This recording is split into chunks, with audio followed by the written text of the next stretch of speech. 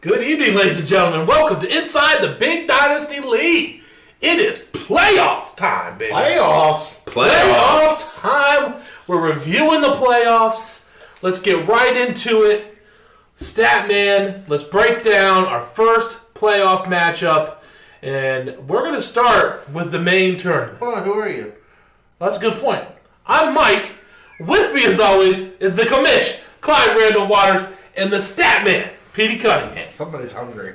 I am hungry. I will say, though, this is the fifth season. We're 14 episodes, 15 episodes into the season. If you really haven't figured out our names yet, I don't know what to say. Just gotta say for the new viewers out there. For the new viewers. First time tuning in. You picked a weird time to start tuning in, but it is playoffs, so I can understand. It's the exciting time. That's right. It's like NBA, regular season, whatever. Just give me to the playoffs. All right, should we start with the toilet bowl talk, or should we start with playoff talk? Well, I feel like most things in my life end in the toilet. Okay. Let's end in the toilet and start at the food. Let's start with Los Pandas Desnudo versus Mr. Clutch's fake football team, Statman. Give me some numbers. Wow. This one did not see this being a 51-point win for Mr. Clutch's fake football team over Los Pandas Desnudo. Scored 88. I didn't look. Is that a season low? I believe it might be a season low for my team. This was the hottest team coming into the playoffs here. Leading score, I think, like 2 of the last 4 weeks, something like that. Regularly putting up 150, puts up 88. Started off, you knew things were bad that Thursday night game when Alvin Kamara went out with concussion. I think it was the first or second drive of the. I think it was the first drive of the game. 5.7 points on the first drive of the game. Then he goes out. Ingram only got 13.2. Got to feel like he was probably hindered a little bit from not having that switched up. He had to be in there more. So you got 19 points from the two Saints running backs, and you've been getting 40-50 between the two of them. The 40-50 is a much larger number than what you got this week. It is the lowest score of my team this season. And then you went out and did that trade for Tom Brady. That bit me in the butt, too. He goes out and gets you 10 points. You did not expect that from Tom. No. Tom Brady. Never in my life would I have thought starting between the Smoking Jay Cutler, and Tom Brady, Cutler would have been a better start on a Monday Night Football game. Would have never dreamt Never it. would have guessed it. 2 weeks in a row, Tom Brady let me down. 2 weeks in a row. Yeah, just a rough performance for your team. I mean, AJ Green didn't hit double digits. Mm-mm. Your highest score was Golden Tate, which he's been decent, but I mean, when he's outscoring Saints running backs, Tom Brady, Keenan Allen, and AJ Green, and Tyreek Hill, when he's outscoring those guys, you know you're probably in trouble. Mm-hmm. But let's talk about Mr. Clutch. Already had Antonio Brown this year. Went out, did the Russell Wilson trade, did the Dez Bryant deal, and got Cameron Braid in there as well, which I think he's cut because he's not even on his bench. But Russell Wilson has been a steady performer for him, getting 27 this week. Dez chipped in 16, had that 50-ish yard touchdown catch. It's got Marquise Goodwin, Jimmy Garoppolo out there, dropping dimes to Marquise Goodwin. That got 16.6 out of him. Mr. Clutch's fake football team, everybody, it's what you do in the playoffs, and, he's off to a good start here. Yeah, no, it was definitely a good win this week for Mr. Clutch's fake football team. Their team executed as well as they could, which was good enough. Mm-hmm. You got to win the games. You got to win. They got a 97% efficiency rating this week. Not bad in the playoffs. Nope. I think they're in for a different kind of matchup in this next round. A rude awakening, if you will. But there's been an awakening. But good win, Mr. Clutch's fake football team, making Los Pandas another one-and-done season in the playoffs for my team. Can't get a playoff win.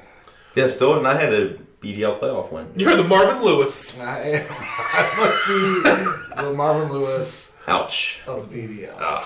Hey, it's better than being the Cleveland Browns of the BDL. That's me.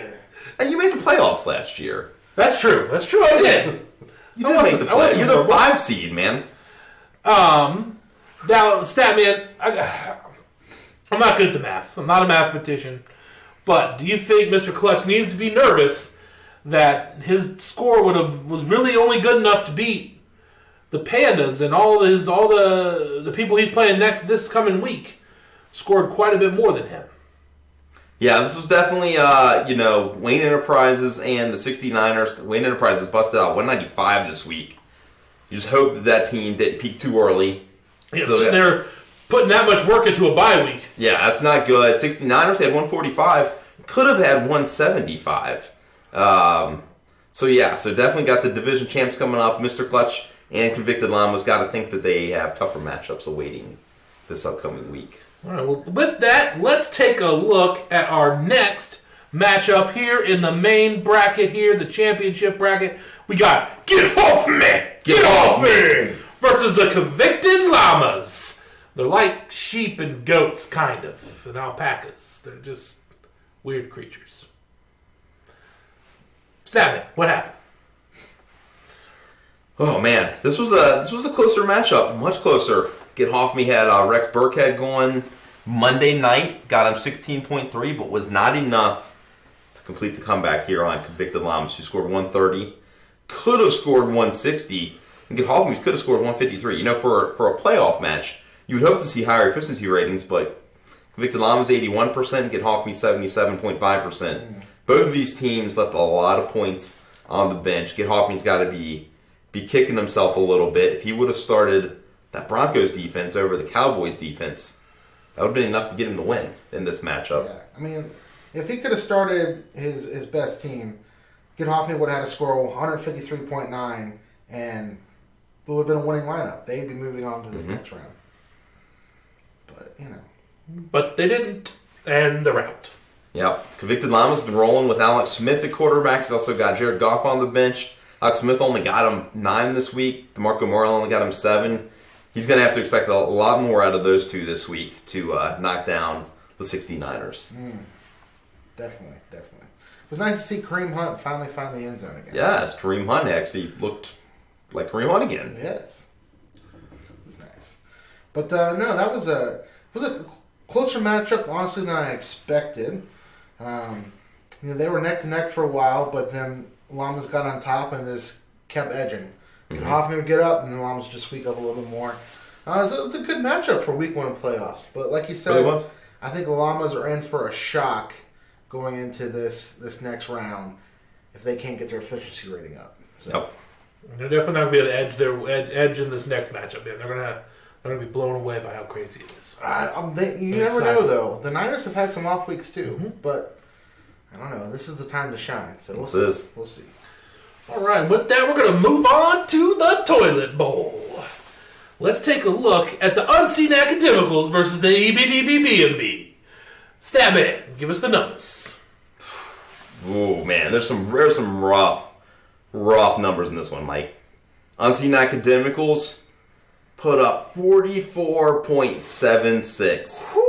One player in double-digit scoring. If you took every player that they have on their roster and you totaled up all of their points, they still would have lost by 64 points to EBDBB&B.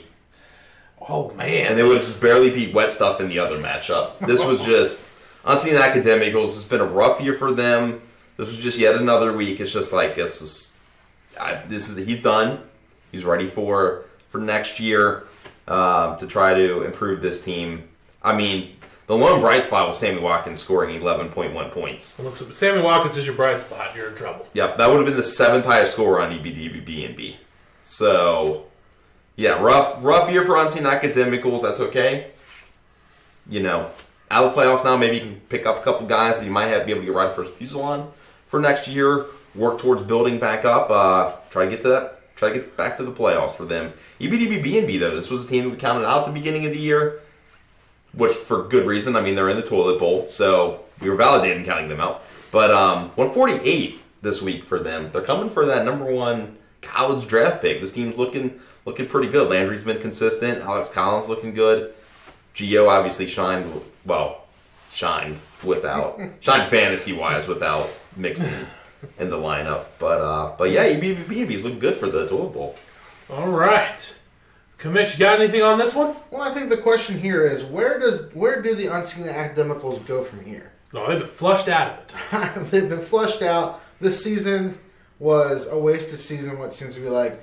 Even in the midst of sucking, I haven't seen Unseen Academicals do much this year to prepare themselves for that next coming season.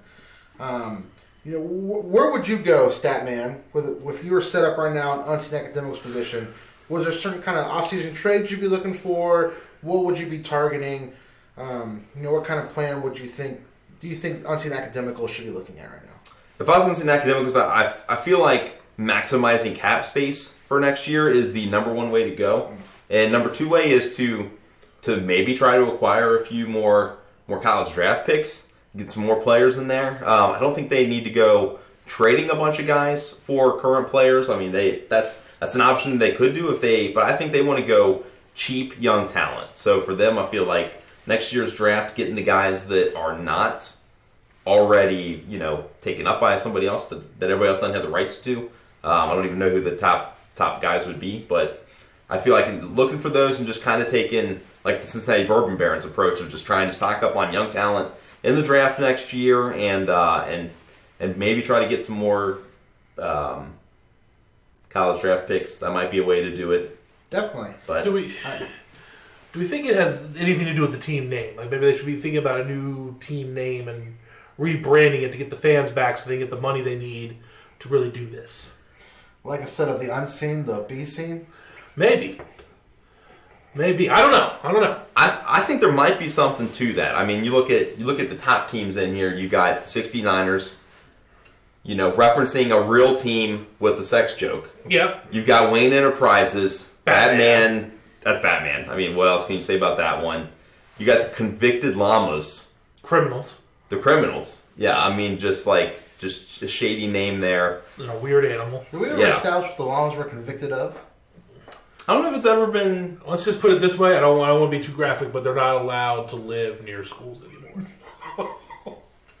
So just took a turn, ladies and gentlemen. That's what I heard. I don't have any evidence. I don't have any proof. I don't know. Anyways, the Unseen Academicals, rough season, but there's always next year. Yeah, I think they just need to acquiring assets. If you're Unseen Academicals, that's all you're looking for right now is to just maximize assets.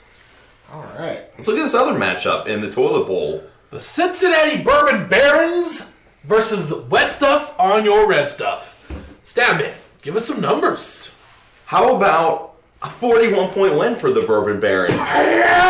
Coming here facing Wet Stuff, who had had some good weeks coming in, except for that 1 week where he had the record low. Had an outside shot at making the playoffs that final week 13. Bourbon Barons come in and put up 116. It did come at a price, though. It did. Carson Wentz out for the year. Just did the trade to get rid of Tom Brady, which he wouldn't have helped you this week anyway. You still would have won. So now you got to go out there, get a quarterback to continue to make a run in this toilet bowl. Yeah. Carson Wentz is really sad, man. I really like that guy. I hope he can get fixed up and be back like normal. It's not going to be one of these things where he's now Carson Palmer. He just throws picks every time he throws a ball. Yeah. But we'll see. I'm pumped for the win. Yeah, Wet Stuff had 2 players on their team in double-digit points, just Phil Rivers and Frank Gore. Brandon Cooks had a dud of a week. Crowder didn't show up. Stills was terrible. Walker, not very good. Had started the Bengals defense, who got -3. You would have thought they would do more against the Bears, but they're terrible. So Wet Stuff, we had a new team owner this year. We had Kyle come in. Had a respectable team this year. Put up a fight. Had some good players on his team. Some big wins. Yeah, I feel like he's got a good foundation to go next year. Obviously, having Odell Beckham out this entire year, basically from the get-go. With him, this might have been a playoff team this year. So the pieces are there for Wet Stuff. They can have a good offseason, nail next year's draft. I don't know what college players they got coming up, but this is a team that I could see them in the playoffs next year. You heard it here first.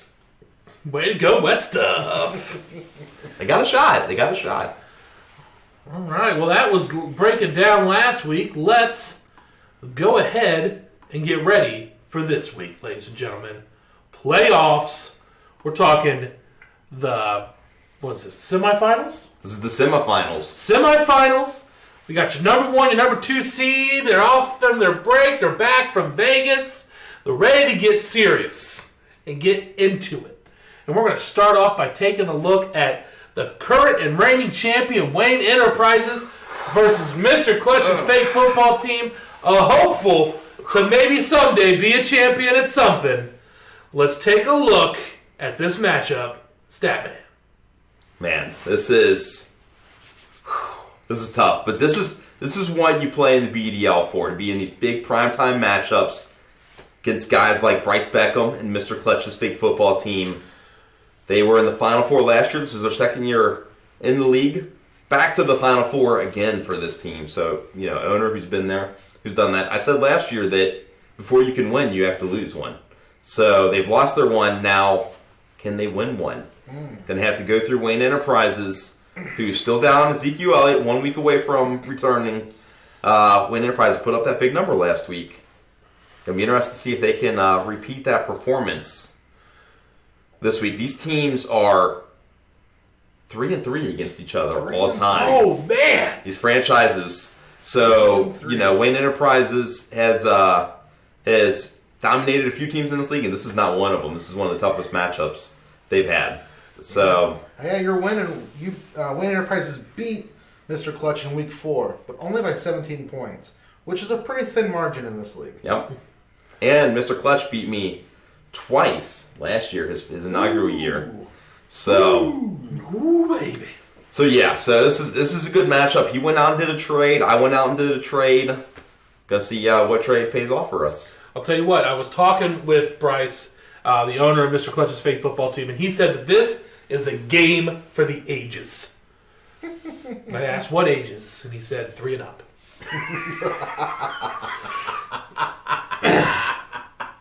I would have thought he would have said 17 and up, 18 and up. He doesn't have any kids, so I don't know if he's a good judge of what's kid appropriate yet. It's probably true.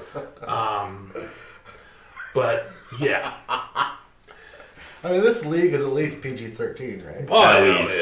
Yeah. At a minimum. Oh, but yeah, this is going to be an interesting matchup. We'll see what kind of tweaks happen between now and game time. But going into it, Wayne Enterprises does have the edge. Predicted by about 24 points over Mr. Clutch's fake football team. We'll see. It's probably all going to come down to either Sunday night or Monday night. I don't want it to come down to Monday night. It all comes down to Monday night. Just had 2 matchups come down to Monday night, and it's stressful, isn't it? It's stressful. It's awful. It's awful watching the game and knowing that your season hangs into balance in every single play once you hit the playoffs. Well, let's do it. Let's plug them in. Let's lock in our guess, our picks. Who's going to win? I'm going first this time. I have confidence in you, Bryce. I am taking Mr. Clutch's fake football team. I'm rooting for the underdog. I want a victory for you, buddy. I want to see the BDL Dave Lapham trophy sitting in the Cleese skyline whenever I come in, wanting to earn it for myself while you get to sit there and look at its glory all day when you work. That's what I want for you, Bryce. I'm taking Mr. Clutch's fake football team. Commish. Well, he's the reigning champ for a reason. And I think if there's going to be anyone that pulls off the first two-peat in this league, he's got more chances than anybody. Except for maybe the 69ers. But I'm going Wayne Enterprises in this matchup. So you think Pete is going to be the first two-peat?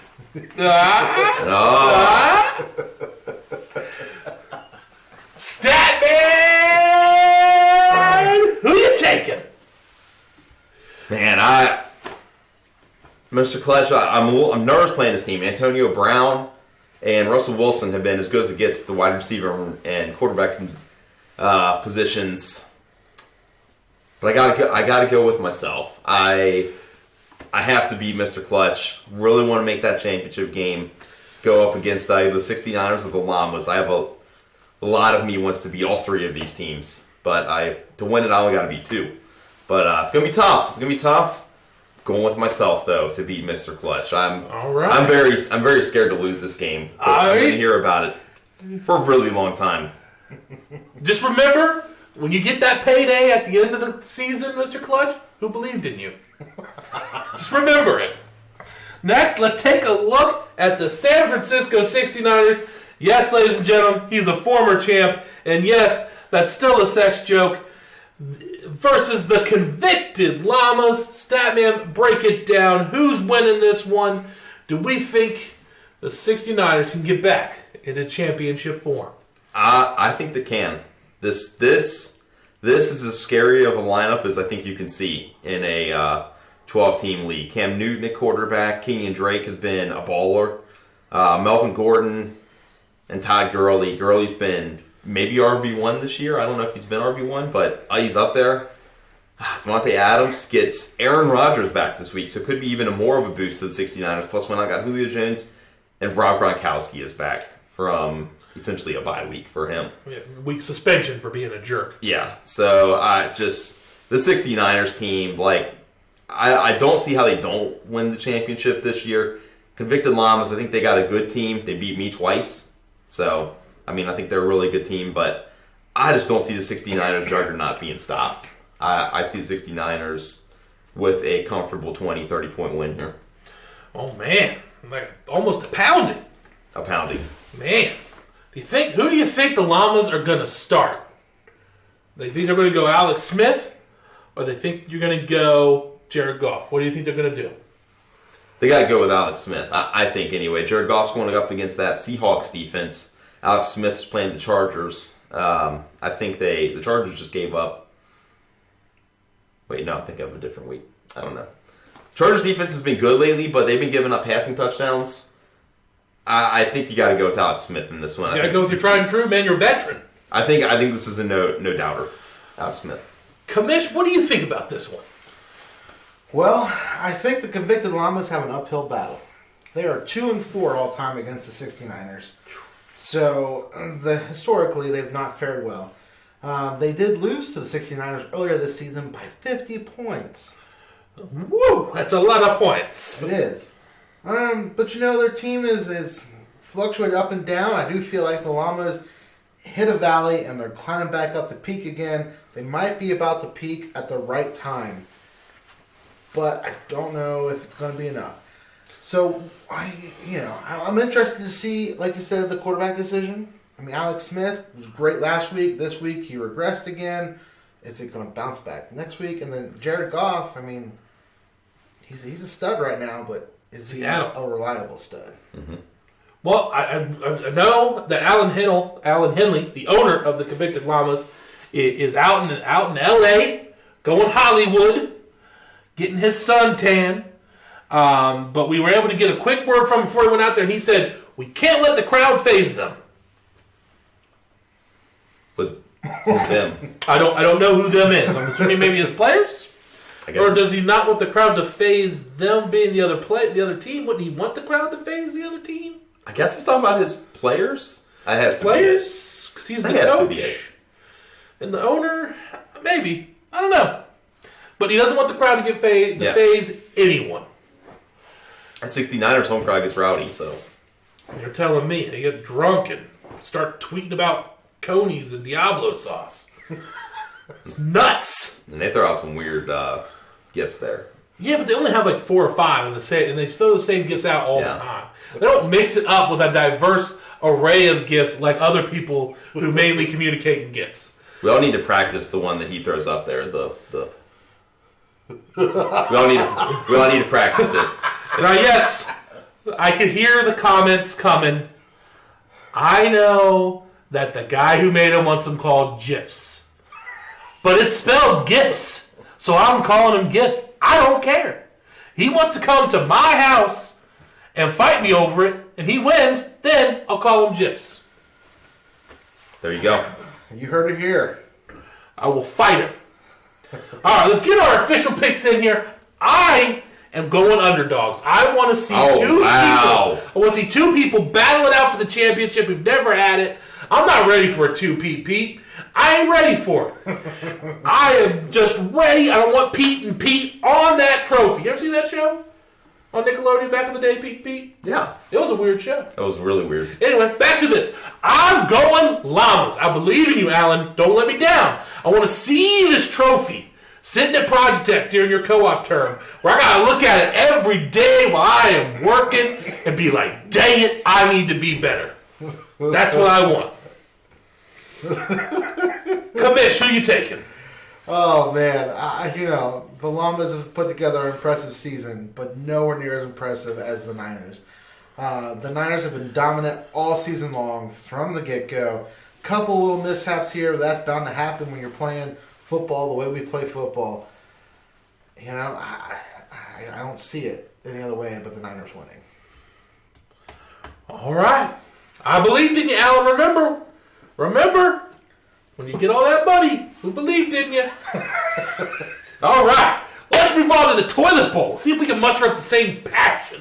Did you put your pick in? No. Oh, no, you didn't. 69ers. I apologize. If I win, who you taking? If I wasn't clear earlier, 69ers gets the win. I'm so excited today. You're hungry. That's what you are. Hungry. That too. Speaking of being hungry, let's move on to the toilet bowl here. It's going to make sense in a minute. We got the Skyline Chili Slingers. I think I'm going there for dinner, based on their name and the fact that we already decided that earlier. But versus the EBDBB&B. Statman, what do we got on this one? EBDB had a big week last week. This team was kind of a surprise this year. I think they got 5 wins. Outside shot at the playoffs this year, but I just like the Chili. I don't know. I've been believing in this Chili Slingers team all year. They let me down by not making the playoffs. I just don't know how this team wasn't in the top 6. I mean, Dak Prescott, Tevin Coleman, Jordan Howard, Carlos Hyde, Doug Baldwin, Larry Fitzgerald, Jordy Nelson, like Jimmy Graham. This is a good team. If this match goes anything like their season, they're going to lose just because I don't know how they lost the games they did. But this Chili Slingers team is just too good. I think they got to get the win here. All right. Commish, what do you got on this one? Well, let's see here. EBDBB&B is 3-6 all-time against the Chili Slingers. They're going to be looking for revenge in this matchup. Well, actually, no. The Chili Slingers are looking for revenge in this matchup. No, sorry. EBDBB&B is looking for revenge in this matchup. I can't read today. So Coach Brian Hennel is looking for revenge this week in the 5-year history of this rivalry. The EBDBB&B hold a 3-6 all-time series record. I was reading it in reverse order of that. To get to this point, EBDBB&B lost to the Chili Slingers back in week 3 by 113 points. Oh. One of the worst beatdowns in BDL history. Oh, man, like third-degree burns from the Chili. But that was week 3. We're going into week 14. Week 15. That's a 15. That is an over 10-week difference. EBDBB&B is a different team now. And like you said, the Chili Slingers, they should have been in the playoffs this year, but they weren't. You know why? Because I think the Chili Slingers have no rhythm to their team. They got some studs, but they can't get them all to work together. EBDBB&B has found something that's working, and I'm calling the upset EBDBB&B over the Chili Slingers. Wow, going upset. All right, Commish is going EBDBB&B. Statman is going Slingers. You know what? I feel the rhythm. I feel the rhyme. Get on up. It's bobsled time. I'm going with the Chili Slingers. I'm getting myself a cheese coney tonight. I want them to win. I want to see that number 1 draft pick up at their office all year long while they try to decide who they're going to pick. Remember me, Chili Slingers, when you win it. Remember who believed in you. Next up, we got the Cincinnati Bourbon Barons and versus the Scarlet Pimps. Who you going with? Or don't tell me who you going with. Just break it down for me right now, Statman. And then we're going to get you who you taking. All right, I'm gonna make this quick. Bourbon Barons coming off the high of last week getting that toilet bowl win. But Carson Wentz out. Going to have to find a substitute quarterback in there. Got Doug Martin, Duke Johnson. I just don't know if there's enough firepower here. I think the Pimps were the 2 seed for a reason with Fournette, Devonta Freeman, who's been a little bit disappointing this year, but Robbie Anderson's been solid. Though you got to think he's going to take a step back this week. Bryce Petty thrown to him because Bryce Petty is garbage. He is garbage. And then they got T.Y. Hilton, DeAndre Hopkins, who's been steady. Marquise Lee has been showing up. I just think the Pimps is another one. I think this is a playoff caliber lineup. I think they're going to get the win here. Commish. Well, back in week 3, the Bourbon Barons defeated the Pimps by 28 points, bringing their record against the Pimps to an all-time 1-6. That is factually correct. I think week 3 was a fluke, and the Pimps are winning this week. Well, I'm going to tell you this. I believe in the Bourbon Barons. I want to see that number 1 draft pick sitting up at the Bourbon Barons' work all year waiting to be decided. I want the Bourbon Barons to remember who believed in them when it comes draft time. That's what I want. I'm taking the Bourbon Barons. I like it. I like it. All right. Well, that does it for the show, I guess. That's it. Set your lineups, ladies and gentlemen. Set your lineups. Have fun. Set your lineups. Good night. And good luck. Except for Mr. Clutch.